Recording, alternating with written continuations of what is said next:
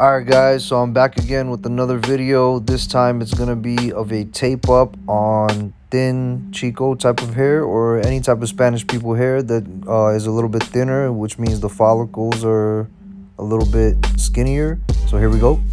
Alright, so when it comes to the tape, I usually like to start with the sides just because I can measure up way better that way.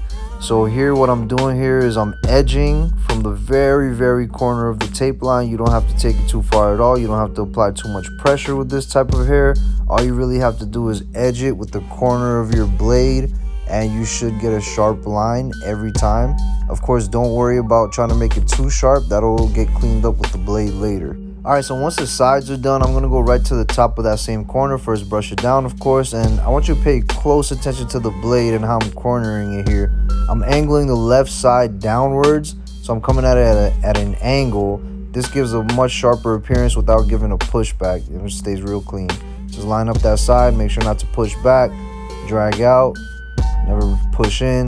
Just going to touch it up in the corner there, and let me just blow off that hair just so you can see that sharp line. There you go.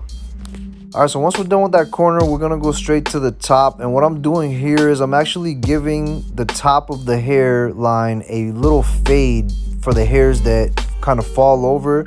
This gives a sharper effect without obviously giving the dreaded pushback.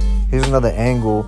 I want you to notice how I didn't touch that corner. I'm only going right in the middle where his hair grows the thickest and likes to hang over.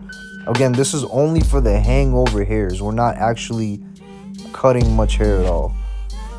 Alright, so once we're done with the hangover hairs, what I'm doing here is I'm identifying the highest point of the tape line.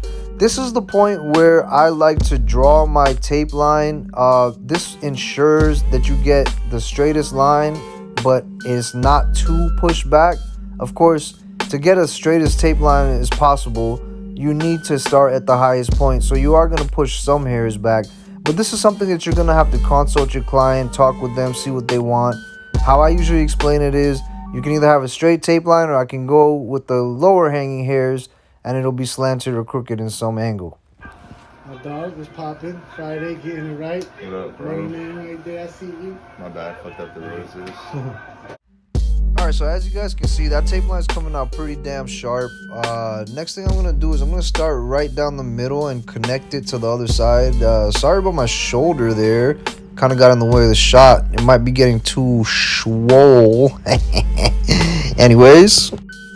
And just going to clean up the excess right there in the middle there. And yep, coming out real nice and crisp.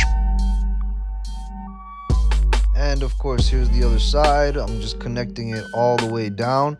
I want you to pay attention to how I have the blade. I'm actually not hitting the line on every stroke. I'm just kind of fading down the excess hangover hairs. Yeah, there can still be some a little bit left after you hit them with the clippers. And I'm just making sure I hit right under that line to make sure I'm not pushing anything back. Notice how I swipe. That just makes the line a little bit sharper. When you cut it at an angle like that, you'll get that with a little bit of finesse. And here I'm just cleaning up the last little pieces of excess that I can, making sure that thing is nice, flat, even, and smooth, ready to go.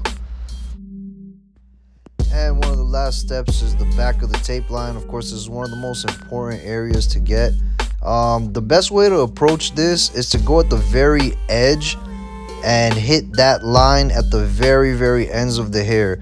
In actuality, the lower you hit it, meaning the more end of the hairline that you hit, the sharper it'll look, especially at the back of the hairline, which is, you know, some of those baby hairs. It actually gives it a sharper effect.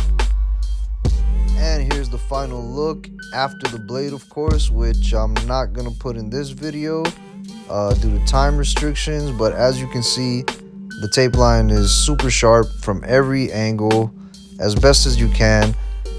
Here's the other side. Remember, guys, a haircut is all an illusion. The more angles that you can make it look good, the better for your client. Peace.